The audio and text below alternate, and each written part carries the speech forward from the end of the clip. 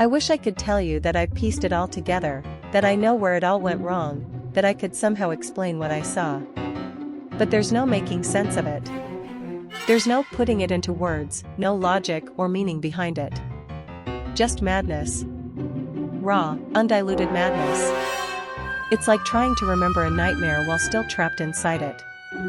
Every time I close my eyes, I see it again, and I feel myself slipping further. It began with the dreams, as these things often do. I'd always had vivid dreams, but this was different. They weren't just dreams, they were invasions. I don't know how else to describe it. Something else was in them with me, watching me, bending reality around me like it was playing with my mind, molding it to its will. I'd wake up drenched in sweat, screaming, but the images, they never really left. At first, it was small things. Fractured, broken visions. Flickers of places I'd never been, faces I didn't recognize. A staircase that led nowhere, doors that opened into black voids, and shadows that moved when they shouldn't have. But then the dreams became him. In my dreams, he was there every night. At first, just a presence, something dark lurking at the edges, barely visible, but always felt. But eventually, he came into focus, and the moment I saw his face, or whatever passed for it, I felt my sanity fracture. His body was human enough, I suppose. Tall, gaunt, stretched like his skin barely fit his bones. His face, though. God, that face. It was wrong, so terribly wrong. Not because of what it was, but because of what it wasn't. It had no features, just a blank, smooth surface where a face should have been, as though it had been wiped clean. But the worst part? I could feel it watching me.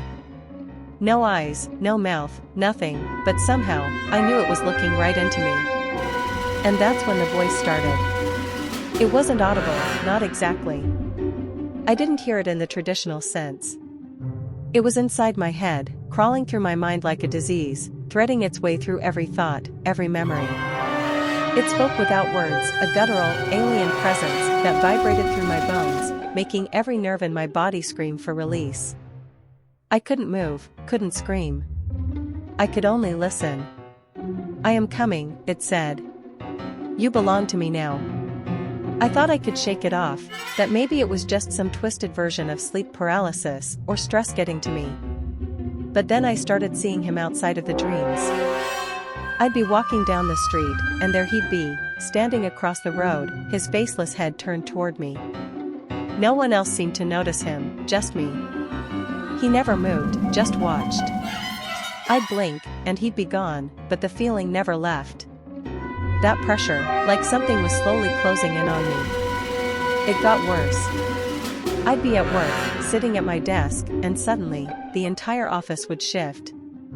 The lights would dim, the sounds around me would muffle, and the walls would start to stretch, elongating impossibly. My coworkers' faces would melt, morph into blank, smooth surfaces, their mouths stretching wide in silent screams that echoed inside my skull. I couldn't stay there anymore. I couldn't stay anywhere. Everywhere I went, he followed. At night, I'd lock myself in my room, barricading the door like that would somehow keep him out. But it didn't matter. He didn't need doors. He was already inside me. The voice became constant, a low, droning hum in the back of my mind. I'd go days without sleep, terrified of what I'd see if I closed my eyes. The boundaries between waking life and the nightmares blurred until I couldn't tell which was which anymore. I'd see him in reflections, in the corners of my vision, watching me, always watching. I could feel his thoughts inside my own, pulling at the edges of my sanity like unraveling thread. I tried telling people, my friends, my family, but they just looked at me like I was losing it. Maybe I was. They didn't see him. They didn't hear the voice. But they didn't feel what I felt, the constant pressure like my mind was being hollowed out. Like something was digging deeper and deeper, clawing its way through my brain. The first time I saw the door, I knew I was past the point of no return. I was walking through my apartment one evening, trying to keep the lights on, trying to keep myself grounded, when I noticed it. A door that hadn't been there before. A door that shouldn't have been there. I stood in front of it, my heart pounding in my chest, my mind screaming at me to run, to get away. But I couldn't. I was frozen, staring at the door's smooth, featureless surface. It was just like him, blank, faceless, wrong. I don't know how long I stood there, but eventually, the doorknob began to turn, slow and deliberate, and the door creaked open. The darkness inside was absolute. It was a void, black, oppressive, a nothingness so complete that it felt like it was pulling the air out of the room. I backed away, my entire body trembling, but something stepped out. Not him, at least, not the version I'd been seeing. No, this was something else, something worse. It was taller now, its limbs elongated, stretched to impossible lengths. Its fingers were long, jagged, almost insect-like, scraping the floor as it stepped into the room. Its body rippled, like it was made of liquid shadow, constantly shifting and reforming itself. And that face, still blank, still featureless, but now there were cracks in it, thin lines like fractures running across the smooth surface. It didn't speak. It didn't have to. I could feel it, inside me, crawling through every synapse, every nerve. The pressure in my skull was unbearable, like my head was about to split open from the inside. I dropped to my knees, clutching my head, trying to force it out, but there was no escape.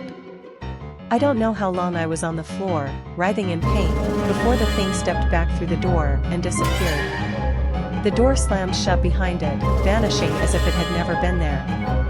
I don't remember much after that. I think I passed out. When I woke up, everything was normal again. The door was gone. But I knew, that it wasn't over. He's still out there, waiting, watching. The worst part? I can feel him growing stronger. Every day, the voice gets louder, the shadows creep closer. The door will open again. I don't know when, but it will. And next time, I don't think I'll be able to close it. There's no escape. No matter how far I run, no matter how much I fight, he's inside me now. And when the door opens again, I'm not sure if I'll be the one who walks back out. Or if something else will take my place. It's not death I'm afraid of, it's losing myself. Being hollowed out, piece by piece, until there's nothing left of me and only him.